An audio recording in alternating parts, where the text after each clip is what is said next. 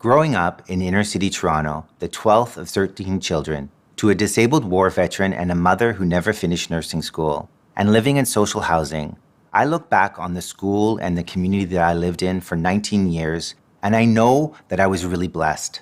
Others would see this community as dangerous, too racialized, violent, and filled with drugs and gangs, and it was. But to me, it was home, and it taught me so much about life, diversity, and inclusion. While some would see this as a disadvantage, I realize this as a richness. Having worked in education for close to 30 years, my stories will provide you with insight into the ways that you can challenge, disrupt, and disturb those who do not feel and see inclusion as adding value or richness, or even a part of ethical leadership. When we place racialized people at the center of our work, we can alter our programs, our policies, and practices so that all can flourish. Recently, at some equity training in our city, there was a group of disgruntled principals posing the question, why are we having this training on equity and diversity again? Challenging them, I said, look at this group of principals. You can clearly see that we're navigating in a culture of whiteness. It was a sea of white from the front to the back of the room. It was obvious that our hiring practices need to change. We must do better to ensure those who we mentor, encourage, hire, and promote are diverse in race, thought, religious beliefs, ability, and class. The Ontario Human Rights Commission explains that race is a social construct. It advantages some and it disadvantages others. In Ontario, we use the term racialized person instead of the term person of color. I have unearned privilege because I was born white. But because of my lived experience, I bring a lens that does not view things from a middle-class heteronormative stance. And I have a passion to serve those who've been underserved and marginalized. In this current political climate, when women, trans people, Indigenous, and racialized rights are being jeopardized and childhood poverty is on the rise, it's even more important that we speak our truth and lead our authentic lives. To work to develop diversity as a richness, a strength. In my current role as a principal and a leader in education, and as a married gay male for almost 25 years, that's 50 in the straight world, with two amazing biracial children, I work to put marginalized people at the center of our programs, our planning, and our policies. Years ago, as a new VP, I wrote on the school calendar, International Day of Anti-Homophobia. I was called into the principal's office to clarify what exactly was I trying to do. Well, I was trying to be inclusive, and I was challenging the dominant heteronormative structure. And when I was scolded for being too political, I was asked, how is this related to our work? I was chastised and reprimanded. When I discussed this with my superintendent of education, the first thing she did was apologize. The second thing she did was connect me with a leader of equity in our board, and we developed a friendship, a mentorship, and a connection that has stayed with me to this very day. The first time she visited me at my school as a principal, we went on a learning walkthrough. There was a little black girl in grade 3. She was struggling and she was being underserved. She was one of a handful of black students at the school. When I entered the classroom and introduced my friend and my mentor, this child asked, "Is she really your friend?" She looked so shocked. When I confirmed this and added that she's also someone who teaches me so much, she smiled. She wanted to hug my friend. She was also black. It was a revelation to this child that her white principal could have a black friend and a mentor. When we recognize race, we can alter life trajectories. And if we're not actively working to combat racism, then we are being complicit in the perpetuation of racism. My question to you is this: how might you enter into alliance with those who experience racism and be complicit in the ending of racist practices? Let's improve outcomes for racialized people. Some time ago, when I was in a meeting with a teacher, he made negative comments about a racialized mother.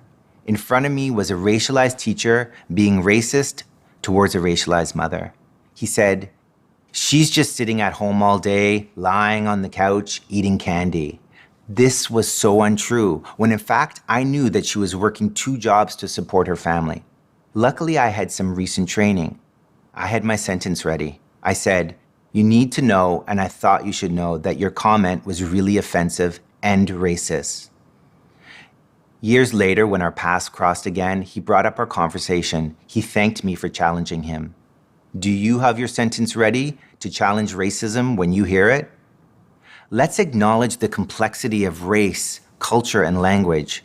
When we realize that the lived experience and life trajectory of racialized people are impacted by race, then we may be able to join into community to try to improve outcomes. Not as a savior or someone who's going to fix it all, but somebody who works in community for positive outcomes. What does your leadership team look like? Who do you mentor? Is your leadership team fixed or fluid? Do you lead in an autocratic manner, or do you allow for the voice of others? Who gets hired to your organizations? Recently, while interviewing a racialized candidate, I noticed my colleagues scoring him much lower than I thought he deserved. I challenged the scores that she gave him. I asked her to check her white privilege. She got so offended with me, she said, "Listen, my parents are immigrants and I'm a member of a persecuted religious group. How dare I ask her to check her privilege?"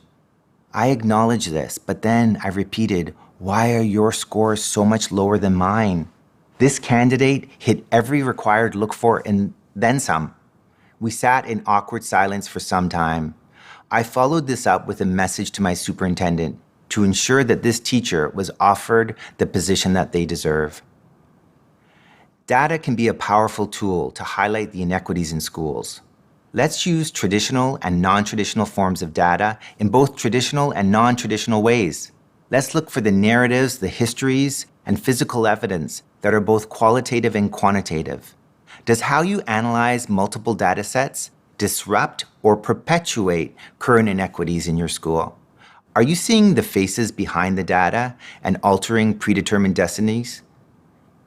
What are your next steps? And one of the schools that I worked at, which happened to be the most racially diverse community in Canada, we looked at the data and it told us that racialized dads were not feeling welcome in the school. They were not true partners in their child's learning.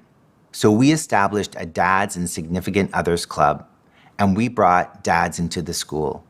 Together, we ran events like Family Math Night, Games Night, literacy events to show that these fathers valued school and they cared deeply about what their children were learning.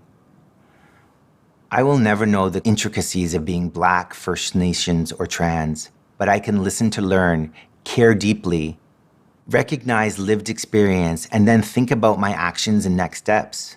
I can learn to deepen my understanding as someone who has potentially caused harm in the past and is now attempting to right past wrongs. Let's be cautious of whose voice is both first and last, and work in collaboration and consultation with affinity groups. Let's recognize the multiple identities. Race can intersect with gender, ability, sexual orientation, class, and a myriad of other identities that are both fixed and fluid. These identities are at the essence of who we are and how we navigate our journey. If you're a part of a dominant, privileged identity, how might you use this privilege in service of those who are not? Let's question the white, colonial, Judeo-Christian, middle-class, heteronormative structures that are shared and repeatedly positioned as the only and often right way. A few years ago, while presenting at a local university, a young lady wheeled over to me and said, "I've always wanted to be a teacher. Do you think I could be a teacher?" She had minimal use of her hands and she used a motorized chair to move around. I said I thought she'd be a great teacher if that was her passion. She assured me it was, and soon she became a volunteer at our school. She was dedicated, caring, eager to learn. She loved the kids, and the kids loved her. That year, she was accepted into Teachers College. I recently watched her teach an awesome math lesson. I will act as a reference for her to gain full-time employment. Let's ask ourselves this question. In all of our actions, are we creating equitable and inclusive outcomes? I'm so excited that we are embarking upon an Indigenous and racialized leadership mentoring program as a starting point to combat racism, and we will include these leaders in real leadership opportunities. Let's work to disrupt disparities for racialized people that will in turn bring a wealth of richness into your school and your school communities. I'm so grateful for the community that I grew up in because it's helped shape me into the person I am today. A person who challenges the inequities that exist for racialized and underserved people. A person who strives to always have their sentence ready. Do you have your sentence ready?